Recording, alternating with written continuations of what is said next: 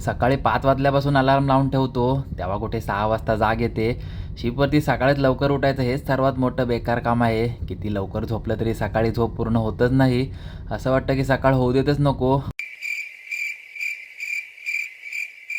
मग रेडी होऊन कामावर जायला निघालो. चीपने इथे ब्रेड काढून ठेवलेत. याचं काय बनवणार आहेत काय माहीत नाही.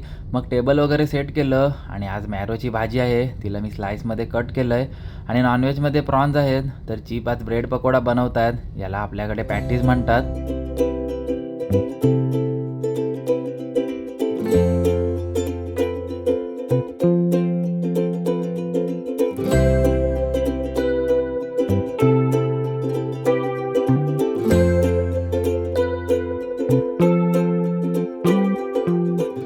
तर आता पॅटीस रेडी झालेत आणि आजचा आमचा पहिला कस्टमर पण आला आहे. मी आता पॅटीसना मेसरूममध्ये काढून ठेवतो आणि आज फ्रूटमध्ये मी पपया देणार आहे, तो पण माझा कट करून झाला आहे. तर आता सकाळची माझी सगळी कामं संपलेत. आम्ही आता ब्रेकफास्ट करून घेतो. तर आता 2 पॅटीस घेतलेत आणि यासोबत मी दही चटणी बनवतोय. दही चटणीसोबत पॅटीस एकदम मस्तच लागतं.